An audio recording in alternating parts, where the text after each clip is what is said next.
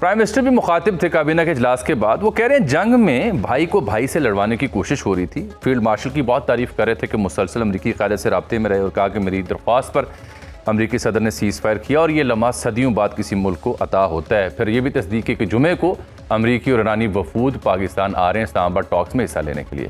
مسعود صاحب، how difficult was that? یہ کتنا انبلیویبل انپریسیڈنٹڈ ہے جو پاکستان کے حصے میں جو فیٹ آئی یا جو آنر آیا؟ میں آپ سے سمجھنا چاہ رہا ہوں. یہ ایک تاریخی لمحہ ہے، پاکستان کے لیے بہت قیمتی ہے، اور پاکستان بحیثیت قوم آج اپنا سر فخر سے بلند کر سکتا ہے، کیونکہ ایسے لمحات پاکستان کی تاریخ میں کم آئے ہیں، اور اس میں یقیناً ہماری قیادت کو کریڈٹ دینا چاہیے، ان کو خراج تحسین پیش کرنا چاہیے. اور انہوں نے شبانہ روز محنت کی اور اس کے بعد اس کا پھل آج سامنے آیا ہے. اور یہ مشکل تھا ان دونوں ممالک کو اس بات پہ اتفاق کروانا کہ وہ عارضی جنگ بندی کریں گے اور آبنائے ہرموز کھلے گی.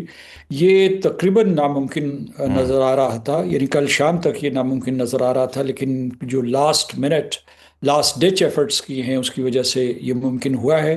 اور اہل پاکستان، اور میں نے کہا کہ پاکستان کی قیادت اور آپ خود بھی مبارک کے مستحق. بلا شبہ. اچھا مسعود صاحب، میں یہ سمجھنا چاہ رہا ہوں آپ سے، بینگ اے پاکستانی اور بینگ اے جرنلسٹ، کہ since you had been there in China and U S, آپ نے دونوں جگہوں پہ سرو کیا ہے، تو یہ کتنا ڈیفیکلٹ تھا پاکستان کے لیے کہ چائنا کو بھی آن بورڈ کرنا، امریکہ سے بھی کوئی بات منوانا، اور پھر کیا یہ تاثر اب درست بن رہا ہے کہ اب کوئی ایک قوت نہیں رہی دنیا میں، باقی قوتیں اپنا مان یا اپنا وزن رکھتی ہیں اور وہ بھی فیصلوں میں اہم کردار ادا کریں گی؟ آپ نے بالکل درست کہا. چین اس وقت دنیا کے اہم ترین ممالک میں شامل ہے، اور وہ دنیا کی دوسری بڑی معیشت ہے، اور جو امن و سلامتی کے حوالے سے فیصلے ہوتے ہیں اس میں بھی چین کی رائے بہت اہم ہے. اور اس کے بغیر جو ہے نہ فیصلے کیے جا سکتے ہیں، نہ فیصلوں کے اوپر عمل درآمد ہو سکتا ہے. آپ دیکھیے جو روس اور یوکرین کی جنگ ہو رہی ہے اس میں بھی چین کا ایک بہت ہی اہم رول ہے. لیکن میں پاکستان کی حکمت عملی کو خراج تحسین پیش کرنا چاہتا ہوں کہ انہوں نے علاقے کے تمام ممالک کے ساتھ رابطے کیے اور پہلے ایک کنسنسس ڈیولپ کیا، پھر جو ہے ان کے چین کے ساتھ بھی رابطے رہے اس دوران، لیکن جو انہوں نے مصر، ترکی اور سعودی عرب کو یہاں ہوسٹ کیا پاکستان میں، اور اسے ریجنل کنسنسس بنایا، اور اس کے فوراً بعد یعنی وہ یہاں ریجنل کنسنسس ڈیولپ کرنے کے بعد جس کے پیچھے خلیجی ریاستیں بھی تھیں، تو ہمارے نائب وزیر اعظم چین گئے اور وہاں چین کے ساتھ مل کر انہوں نے 5 نکاتی فارمولہ، ایک روڈ میپ دیا امن کے لیے. اور ابھی جو مذاکرات ہو رہے ہیں، جو ابھی پیش رفت ہو رہے ہیں، یہ اسی کا ایک تسلسل ہے. کیونکہ اگر آپ دیکھیں اس کے نقاط، جو جنگ بندی ہو گئی یا مکالمہ ہو گیا، ڈائلاگ ہو گیا، ڈپلومیسی ہو گئی، یا آبنائے ہرموز کو کھولنا ہوا، اور اس کے بعد جو ہے اقوام متحدہ کے چارٹر کو انووک کیا گیا، تو اسی کے مطابق یہ پاکستان جو ہے، میں سمجھتا ہوں article 33 of the United nations charter, یہ ساری کی ساری کوشش کر رہا ہے، جس میں ریکنسلیشن ہوتی ہے، میڈیشن ہوتی ہے. تو چین کی طرف میں لوٹتا ہوں کہ آپ نے درست کہا کہ دنیا جو ہے ملٹی پولر ہو گئی ہے، اور اگرچہ امریکہ ابھی بھی اپنے آپ کو سول سپر پاور کہتا ہے، وہ واقعی طاقتور ترین ملک ہے اور اس کی معیشت بھی سب معیشتوں سے آگے ہے، لیکن اس کے باوجود چین کا جو پاکستان نے چین کو ملایا ہے، اس کی وجہ سے ایک اور اثر ہوا کہ جب چین پاکستان کی ان کوششوں کی حمایت کرتا ہے تو پھر روس کے صدر پوٹن نے بھی بیان دیا کہ وہ ایسی کوششوں کے لیے ہاتھ بٹانے کے لیے تیار ہیں.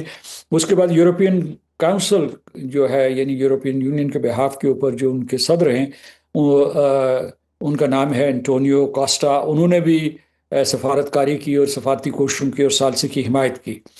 تو میں سمجھتا ہوں پاکستان نے پہل کی، پاکستان نے ڈیلیجنس کی، باقی ممالک بھی کوشش کر رہے تھے جن کا میں نے لیا ترکی، مصر اور اس کے بعد عمان. لیکن پاکستان ترائے امتیاز جو ہے وہ، یا جو اس کی دستار فضیلت ہے، پاکستان کے سر پر باندھی گئی. اچھا، اب مسعود صاحب یہ ایک بڑی باریک بات ہے کہ اب یہ جو اسلام آباد ٹاکس ہیں، پرائم منسٹر کنفرم کر رہے ہیں کہ وہ یعنی جمعے کو آ رہے ہیں، ایرانی وفود بھی اور امریکی وفود بھی، دونوں سے جو ہوئی گفتگو ہے وہ ٹویٹ کی صورت میں پھر کیبنٹ کے سامنے بھی وہ لے کے آئے ہیں.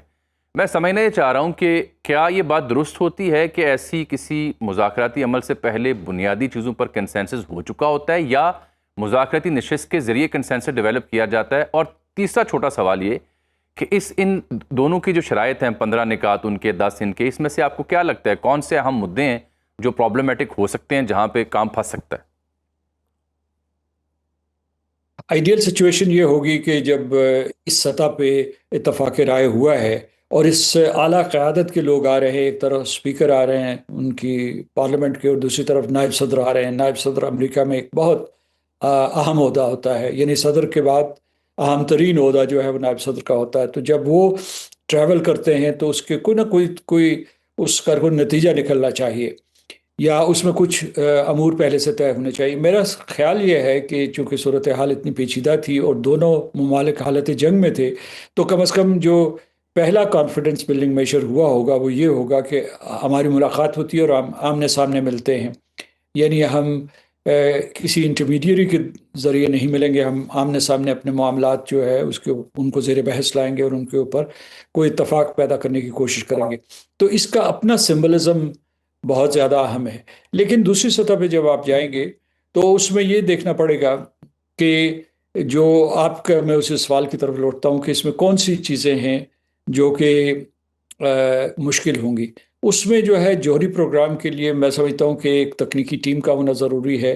پھر یہ کہ ایران کی کیا رپورٹ ہوگی کہ یہ جو اس جنگ کی تباہ کاری کے بعد ان کے اثاثے کہاں ہیں، جو انرچ یورینیم کے اثاثے کہاں ہیں، محفوظ ہیں نہیں محفوظ ہیں، وہ اس کے بارے میں بتائیں گے نہیں بتائیں گے. اور دو ایسے معاملات ہیں جس کے بارے میں پہلے سے وہ ایسے معاملات ہیں جس کے بارے میں پہلے سے ایران انکار کر چکا ہے. وہ کہتے ہیں کہ جو ان کے امریکہ کی طرف سے ایک مطالبہ تھا کہ ایران اپنے جو میسائلز ہیں، بیلسٹک میسائلز یا اس کے ہائپرسونک یا کروز میسائلز ہیں، ان کی رینج جو ہے وہ 2000 کلومیٹر سے کم رکھے. ایران نے یہ کہا تھا کہ یہ ان کے لیے ناقابل قبول ہے. اس کے بعد جو دوسرا وہ ہے آخری جو ان کا مطالبہ تھا کہ جو ریجنل الائنسز ہیں ان کو ختم کیا جائے، یعنی مطلب ہے پاپولر موبلائزیشن فورس ان عراق، حزب اللہ ان لیبنن اور ہوتھیز ان یمن، کہ ان کو ختم کیا جائے اور ایران جو ہے ان کے ساتھ اپنے تعلق ختم کر دے. تو یہ بھی ایران نے کہا ان کے لیے قابل قبول نہیں ہے. ایران کے نقطہ نظر سے جنگ بندی جب ہوگی، مستقل جنگ بندی ہوگی، تو وہ لبنان میں بھی ہوگی اور یہاں بھی ہوگی. بالکل ٹھیک. اور اس میں تھوڑا سا اضافہ کر دیتا ہوں کہ ابھی جب کہ اس عارضی جنگ بندی جب انفورس ہوئی ہے تو اس کے بعد ایران مطلب ہے معاف کیجیے گا، اسرائیل نے آج سب سے بڑا حملہ کیا ہے لبنان کے اوپر. جی. اور اس میں یہ ہے کہ یہ سن 1982 کے بعد اس کا شدید ترین حملہ ہے، جس میں تقریباً جو ہے انہوں نے جو مختلف نیبرہڈز بیروت میں براہ راست حملے کیے ہیں، اور وہ حملے اتنے تابڑ توڑ حملے کیے ہیں جس سے بہت سی ہلاکتیں بھی ہوئی ہیں، اور اس کے بعد جو ہے وہاں پوری کی پوری صورتحال ابتر ہو گئی ہے. اسرائیل یہ سگنل دے رہا ہے کہ اگر کوئی مستقل جنگ بندی ہوگی بھی تو اس میں لبنان شامل نہیں ہوگا اور اس کے اوپر کارروائی جاری رکھیں گے. ویسے ہی اس کے سدن حصے کے اوپر ایک جو ہے انہوں نے ایک کوریڈور بنایا ہوا ہے، اور کوریڈور آپ اسے کہیں گے کہ جو انہوں نے بفر زون بنائی ہوئی ہے.